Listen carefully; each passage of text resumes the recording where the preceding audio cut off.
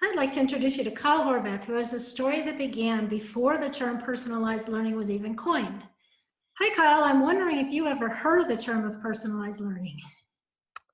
I have not. So, personalized learning is a rather new concept that basically puts the student in a position to help in the decision making process with regard to their education. So it's a place where adults and students make decisions together with regard to things like maybe how to complete an assignment when the students are younger, or how to attack their education when they're older. Examples of doing internships, blending different types of learnings, and things like that. So this is a concept that's continuing to evolve, but it focuses on giving the student more control over their learning environment, putting them in the driver's seat with the educator as a guide to ensure that they still learn the required material, but they have input to help raise their engagement, and they hopefully become more invested in what they're doing. So I know you have a story to tell about the latter part of your high school years, and we're going back now about 8 years to probably around 2010. Does that sound right? Yeah, 2009, 2010 probably. So I graduated in 2011. Okay, good. Would you mind telling us what happened and why you ended up kind of moving out of a traditional high school situation and doing some things differently with your learning career? Um, yeah, I think the real foundation of it was pretty much just that I was bored and I didn't like the culture of school for sure. Like I just the people and the way that it went wasn't really something that I wanted to spend like 8 hours of my day doing every day. So, um sometime in my sophomore year, I definitely was pretty tired of the school situation, and I was walking home from school with some of my friends, and these kids kind of like trapped us and pulled some weapons on us, and it was just like I think they were just trying to be funny or whatever. But at the time, it really wasn't that funny, and it was kind of a I think kind of a perfect escape or almost like an excuse for me to be able to get out of that anyway. I think I was looking for a reason, and that was like a good way to be able to justify it because people didn't really do online school or other things very much then. Like dual enrollment was very rare and online school was basically no one, so that was a good way to be able to convince like parents and guidance counselors and everyone that like this is the route I want to take and that's okay. So it definitely wasn't encouraged. Uh, as far as like the general over like viewpoint on it was, but it was awesome. It was so much better for me than school because I don't. Let's say like in regular school, I'd spend 8 hours learning different subjects and retain like uh if I could put units of knowledge gained, if there was such a thing, like I gained 1 unit of knowledge, I could go home and do the same schoolwork online and gain 1 unit of knowledge in like 2 hours just by the way that I personally work. So I didn't have to waste like my entire day doing that all the time. When you're saying that you changed your school plan and now you were working from home and you had an avenue through which we could, there were people that could be talked to sort of go along with the program. How did you change? Like, what were you doing if you weren't in high school the whole time? What did your day look like? How did you change your plan? Was everything online? Give us a little bit of an insight as to what you feel like how your days changed. So I ended up doing pretty much as blended as you could get at the time. I did dual enrollment and online high school, and I did a technical school. So where I grew up in Florida, you could replace 3 of your high school credits with like a technical school class instead and go get certified at a technical school. So I would go and do culinary school for it was like 3 hours a day, and that would take three of my classes. So I did culinary school, and then I did dual enrollment, um, and then which was like two classes as well. And then I did like one online, I think. And for one semester in my last 2 years, I had to go still to high school and take one class that was the only way I could get like that credit. So I still went to high school like for an hour a day for a year. And then the second year I didn't go at all. But yeah, so it was a pretty much like a big blend of just like a couple hours of culinary school, do the online school whenever I want, and then a couple days a week of college classes, which is what dual enrollment is. So I would replace my high school classes with college classes, which I highly preferred. And so overall, it's sounding like you were feeling like you were a lot more engaged in your learning and you were getting more out of your schooling, no matter whether it was in culinary school or in the dual enrollment at the community college or the online school.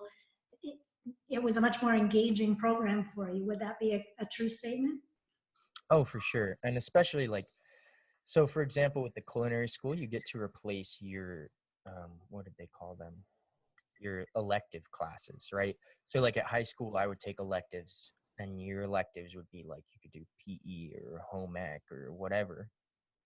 And you'd get like 50 minutes of this like kind of watered down version of, if you took home ec, like what kind of watered down version of like cooking, like, okay, we're going to bake some cookies or do this. PE, I mean, it's PE, you go outside and you play sports or whatever. So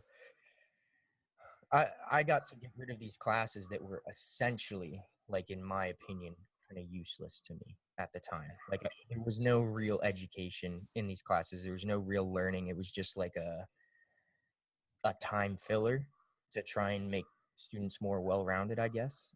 Um, I got so much more out of going to a technical school where like half or more of the class were adults looking to get a technical degree to work in culinary arts. So you actually learned about like much more in-depth things when it comes to that.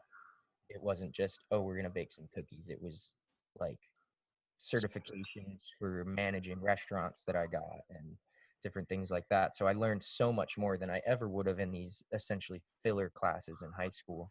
So that was great to begin with. And then as far as like the traditional educational classes, making the swap from doing them on a high school campus to doing them in college or online is just a lot more effective learning for me. I retain things pretty well. So if I'm doing it online, I could go through, do the questions, like maybe not even do the reading, just do the questions and be reading the answers as I'm going, and retain that significantly better for tests than I would spending hours just reading in classes at school. So it was just like more time effective, I guess.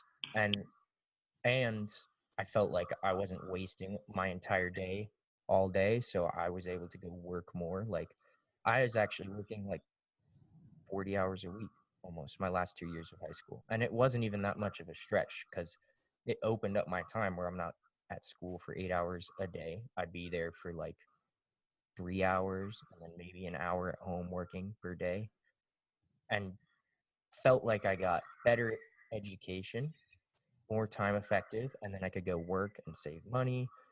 So I think it definitely, I, I'm trying to like, other than like, I guess the social aspect of high school, if that's something that's really important to you, I don't really see any other benefits that I would have felt just doing a traditional education. I mean, it's very watered down, very like everyone's going to learn general knowledge about everything, but not actually learn anything specific in any intense way. And we were adults almost at that point. You're 17, 18 years old. You have a good understanding of like how to do things, or you hopefully should. So I don't need to sit there and be taught like how to bake cookies. That's like kind of it's kind of pathetic to be like 18 years old to me and be like, oh, I'm really interested in cooking and I've never learned how to like bake a cookie, like a chocolate chip cookie. No, I want to learn how to like make souffles or like fillet my own fish from start it. I didn't need these elementary things, and it's kind of ridiculous to me that that was the primary focus, I guess. And so when you came out of the culinary school, you actually, the 2-year program resulted in a degree for you as well, right? So when you left high school, you had a high school degree, you had college credits, and you had a degree in the culinary arts. Is that right? Right. Yeah. So I got a technical degree for that, and then I also got like um, serve safe certification for management and a regular one, which is like it's important for like restaurant work.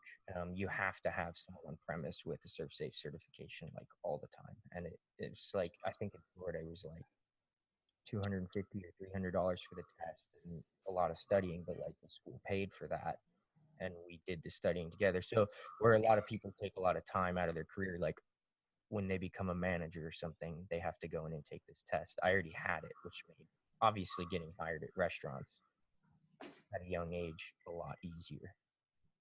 Oh, that's interesting. So let's, for just a second, if I can just pick your brain a little bit about the Florida Virtual School. Florida Virtual School was, I believe, one of the first online schools where there was an opportunity for students to tap into an online learning environment, um, either as part of or as a full online program while they were still in high school. So as far as the education that you got in the online school, I'm drawing that you felt like even that portion was more valuable, or like you were actually maybe learning a little bit more in online school. Yeah, I do think that it was more effective. And maybe it's not for everyone, but I do think it was for me. And if I were to put it, maybe the easiest way to put it is like if I'm in a classroom with 40 kids and we're learning whatever, it doesn't matter what we're learning. We're learning something, maybe like, I, I don't know all the different ways of learning, but obviously there's like learning by visual, there's people learn by hearing, people learn by doing, everyone learns in different ways. So if you're in a classroom and you have this even split of kids in the entire room that all learn a different way, really to effectively teach those kids, you have to teach this subject in all those different ways, right? So you need to teach it visually for them. You need to teach it to let them do it. You need to teach them so they hear it, so they read it, so they write it. And then what you have is, let's say there's 5 of those different learning styles. I don't know what they are, but let's just assume for the sake of simple math, there's 5, like reading, writing, seeing, doing, hearing, right? 20% of your time as a student is essentially your learning time. And the other 80% is everyone else is in the room learning time, if that makes sense. So like if I learn by doing and we have to cover this subject and all these styles, only 20% of that time I'm actually learning. And the rest of the time is just kind of like noise in essence. For me, that's how I felt about it. So when I do it online, it's super easy for me to just tap into the way that I learn pretty quickly. Like, okay, this is how I do it. Here we go. And it takes so much less time, and I'm retaining as well, if not better, because I'm not getting confused by hearing it over and over in 10 different ways, 5 different ways for everyone else. Um, so I think it just kind of streamlines people's understanding or people's way of learning, I guess. That's how it felt for me. That's it's interesting to hear your perspective on that. And it definitely, that makes sense to me that, you're in a classroom, you're focusing on, or you're connecting with your learning style, and the rest of the time feels like wasted time to you. So, yeah, I get that. And there's some schools out now that are really focused on personalized learning. The entire school is. Mark Zuckerberg is a big fan of personalized learning and has really been supporting some of these schools that are building their curriculum around personalized learning. So it'll be interesting to see what kind of disruption there is, with the Web 2.0 and the ability to interact and to do more blended learning. It'll be interesting to see where learning goes from here on in. But when you look back, final question on your learning, do you think that the experience that you had with having an opportunity really early on to move into a personalized and blended learning environment, do you feel like that had a substantial impact or not much impact on the rest of your learning and the career and the person that you are today? I definitely think it had a big impact on it because it opened up, at the very least, it opened up my mind to seeing like what that you don't need to follow or do a certain thing to learn, I guess. So I I've spent more of my time or received more personal knowledge, I guess, from like researching things myself a lot of the time than I have going in a classroom and learning or whatever. And I think the attitude prior to that was like, oh, you want to learn about this? Like, you have to go take a class on it, or you have to go do this. Whereas now I don't really see it that way. It's like, oh, I want to learn how to um, fix a bike. Okay.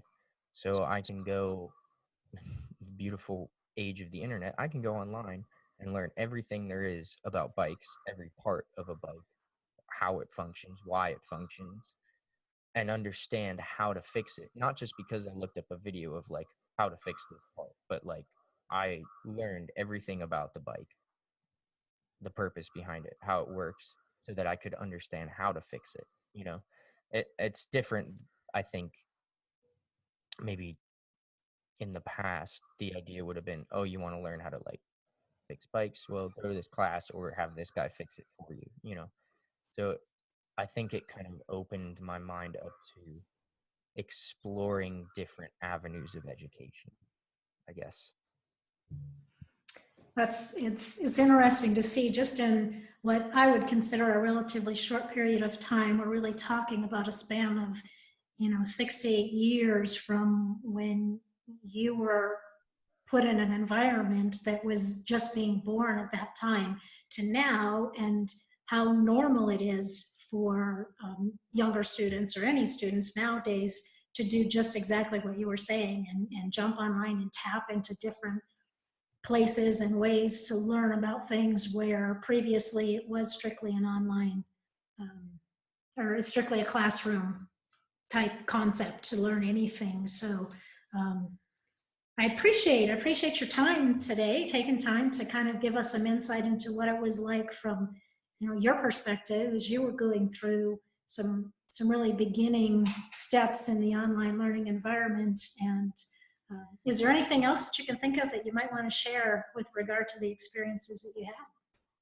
had? Um, Not necessarily experiences I have, but maybe more of like a thought or concern about how this could be going or is going is just, I think the danger in it is social socially. Like there's danger in it socially, I think. So I think for me it worked out at a good time to where I grew up pretty social in school, in public school, in all kinds of sports, like every day. So I interacted with a lot of different people on a regular basis. And I didn't start doing this until I was 16. So well established socially at this point. Like I was always around people every day, and I had, you know, quite a few friends that I spent a lot of time with. So what I see happening a lot now with younger people is like they start this out very young or immediately, and all of their social interactions are through online as well, which is interesting. Like they'll be at home, do education, do schooling stuff online, Skype people as hanging out. All of their social is on social media, and they barely ever leave the house, which maybe it's not bad, but maybe it is. It just seems unbalanced. And so I think maybe a challenge in this world or style of education is going to be like blending those things, bringing together like almost identifying how people learn and what they want to learn and bringing those people into the same physical location if possible seems like, and sure, that can still be half online, half not, whatever, but I do notice people having a harder time, like, um, having face-to-face interactions and being well spoken because of that. So that's something that I think needs to be challenged with this system, as good as it is making sure that like there's some kind of balance and someone figures out systems for it, especially younger kids, like raising them to be socially, I don't know what the word is, socially, Comfortable?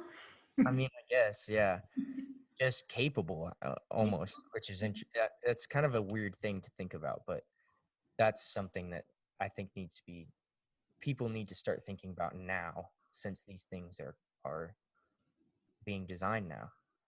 So basically a conscious effort in some way or another that the program, the parents, that, you know, as you're going through your education and you're getting your credentials for whatever classes or topics you're taking, that there needs to be an intentional presence as far as a social portion in one or more of the classes where you're required to get out and to have interactions or collaborations that are face to face as well as part of your learning. That makes Right. And collaboration, especially in all things in business and art and all media sorts, is extremely important for like rounding yourself out, sharpening yourself, and just success in general. So I think that that's a big focus. Is like maybe we don't call it like let's get better at being social, whatever. It's just collaborating with people and being good at that is very important. And that's interesting that you mentioned that, because I know that for employers now, that's something that they have really highlighted, that they're looking for. Even with the you know, the students that are still traditional learners, they still feel like critical thinking and collaboration is something that is missing from our educational system. So if we're bringing more of an online presence or a blended presence into learning as a norm, that just highlights that looking for that socialization and collaboration and making sure that it's included in part of the curriculum for students like this is even more important. So good point. Thank you for expressing that. Appreciate your time, taking your time out of the day, and it was great to talk to you. Have a great rest of your day. Thank you.